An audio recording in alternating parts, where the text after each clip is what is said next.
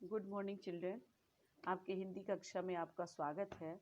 मैं पढ़ा रही थी चैप्टर धर्म की आड़। ये लास्ट चैप्टर है, कल ही मैंने आप लोग को बता दिया। थोड़ा सा स्टार्टिंग किया था, आज मैं आप लोग को आगे पढ़ा रही हूँ। चैप्टर का नाम है धर्म की आड़। एक पेज कल पढ़ाया था, बाकी आगे पढ़ाया। धर्म की आड़ गणेश शंकर विद्यार्थी, इनके मतलब जो राइटर हैं, जो लेखक हैं, इनका नाम है गणेश शंकर विद्यार्थी।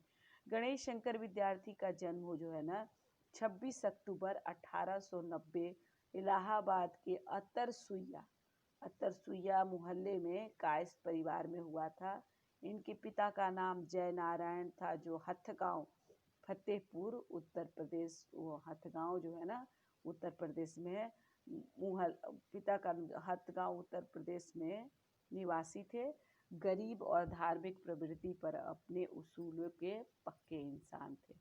इन अश्विन शुक्ल जो है 14 रविवार संवत 1890 को ननिहाल इलाहाबाद के अतरसुइया मोहल्ले में श्रीवास्तव परिवार में हुआ था। पिता मुंशी जय नारायण कायस्थ हथगांव जिला फतेहपुर के निवासी थे।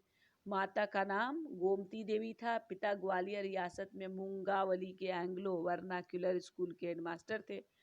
वहीं विद्यार्थी जी का बाल्यकाल बीता। शिक्षा दीक्षा हुई।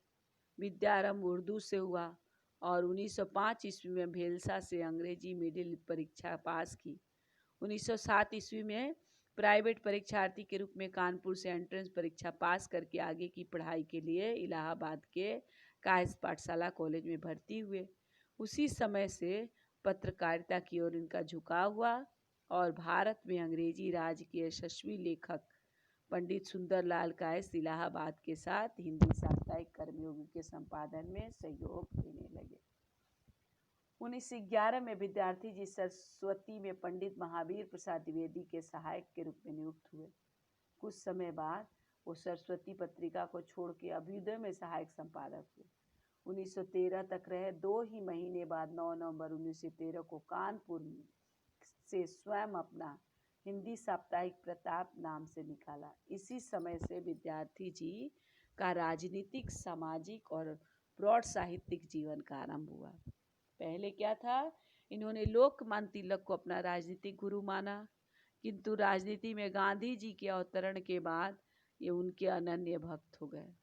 श्रीमती एनी बेसेंट के होम रूल आंदोलन में विद्यार्थी जी ने बहुत लगन से काम किया और कानपुर के मजदूर वर्ग के एक छात्र नेता हो गए। कांग्रेस के विभिन्न आंदोलन में भाग लेने तथा अधिकारियों के अत्याचारों के विरुद्ध निर्भीक होकर प्रताप में लेख लिखने के संबंध में ये 5 बार जेल गए और प्रताप से कई बार जमानत मांगी गई। कुछ ही वर्षों में उत्तर प्रदेश की चोटी के कांग्रेस नेता हो गए। 1925 ईस्वी में कांग्रेस के कानपुर से अधिवेशन की स्वागत समिति के प्रधानमंत्री हुए तथा 1930 ईस्वी में प्रांतीय कांग्रेस कमेटी के अध्यक्ष हुए। इसी नाते 1930 ईस्वी में सत्याग्रह आंदोलन में अपने प्रदेश के सर्वप्रथम डिक्टेटर नियुक्त हुए। कानपुर में 1931 में सांप्रदायिक दंगों को शांत करवाने के प्रयास में विद्यार्थी को अपने प्राणों की आहुति देनी पड़ी।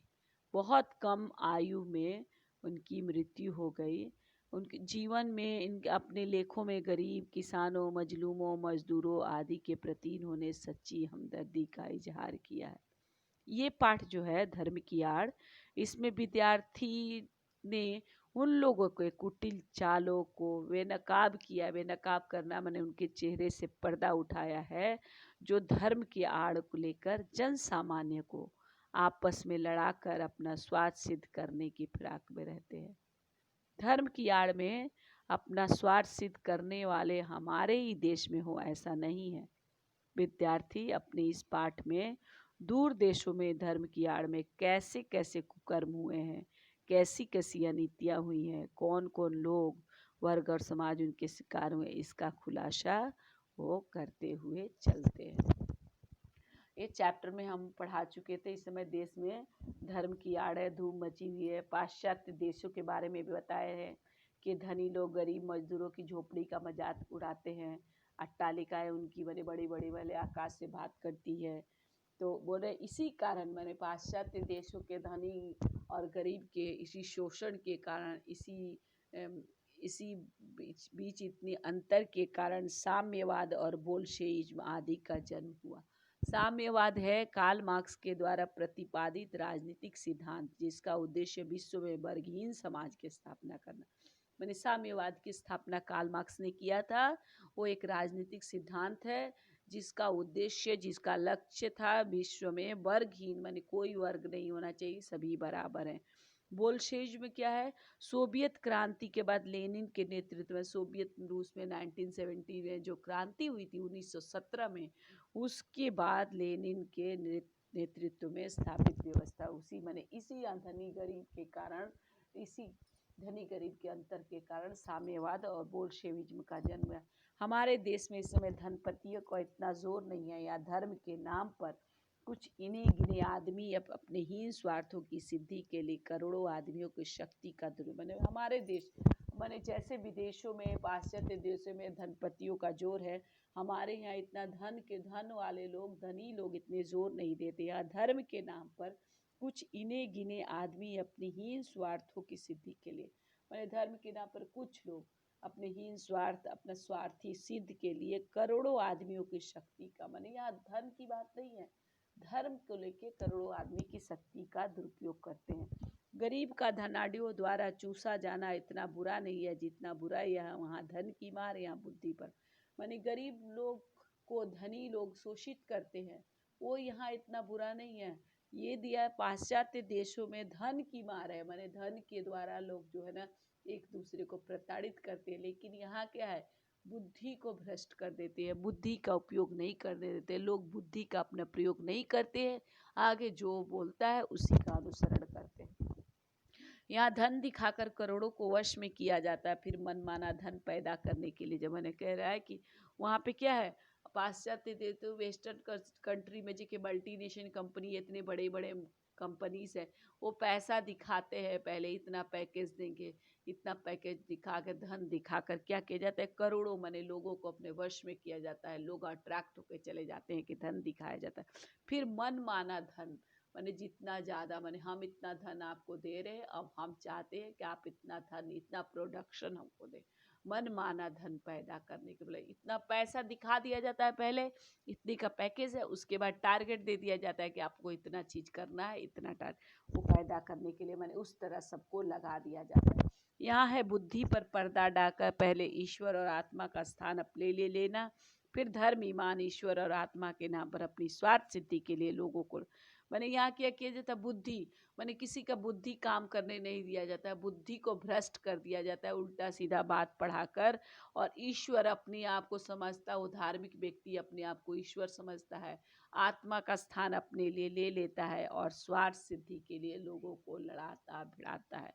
मैंने कह रहा है कि यहाँ पे जैसे कि आशाराम बापू, बाबा राम रहीम और सारे कितने धार्मिक लोग हैं जो इतने सारी बातें बोल के लोगों के मन के वो लोग मन को इतना करते, बुद्धि पर पर्दा डाल देते हैं और ईश्वर और आत्मा का स्थान मैंने अपने जगह अपने को ईश्वर समझने लगते हैं, अपने को बहुत आत्मज्ञानी समझने लगते हैं और धर्म और ईमान के नाम पर लोगों से अपना स्वार्थ सिद्ध कराते हैं। मैंने जैसा चाहते हैं वैसा करते हैं और लोग उनके लिए लड़ने भिड़ने लगते हैं। मूर्ख बेचारे धर्म की दुहाइयाँ देते हैं और दिन दिन चिल्लाते हैं, अपने प्राणों की बाजियाँ खेलते हैं और थोड़े से अनियंत्रित और धूर्त आदमियों का आसन ऊंचा करते हैं और उनका बल बढ़ाते।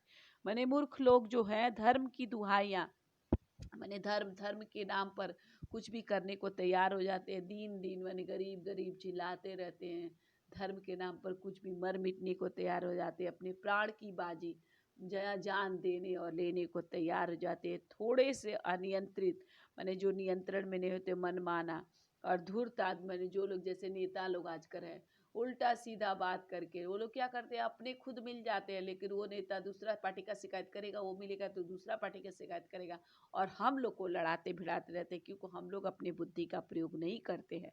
तो छली पाखंडी आदमी अपने आसन को माने इस प्रकार हम लोग उल्टा सीधा बात करके खुद जो है ना ऊंचे आसन पे वो लोग बैठते हैं। धर्म और ईमान के नाम पर किए जाने वाले भीषण व्यापार को रोकने के लिए साहस और दृढ़ता के साथ उद्योग होना चाहिए। जब तक ऐसा नहीं होगा तब तक भारतवर्ष में नित्य प्रति बढ़ते जाने वाले जड़ माने धर्म और ईमान के नाम पर जो भीषण व्यापार है, जो बिजनेस हो रहा है, उसको रोकने के लिए धर्म और ईमान के नाम पर जो बिजनेस हो रहा है उसको हमें रोकना है। तो हमारे अंदर साहस होना चाहिए, दृढ़ निश्चय होना चाहिए, उस तरह का कार्य होना चाहिए। जब तक ऐसा हम लोग नहीं करेंगे तब तक भारतवर्ष में नित्य प्रतिदिन, तब तक भारत में बढ़ने वाले झगड़े कम नहीं होंगे।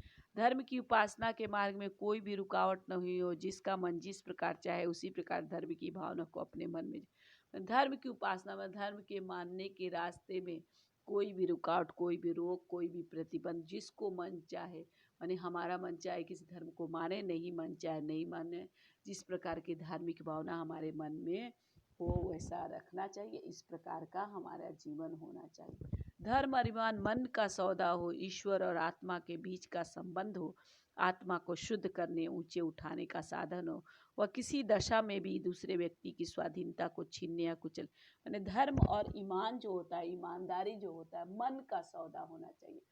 माने मन से मानना चाहिए, जबरदस्ती नहीं होना चाहिए।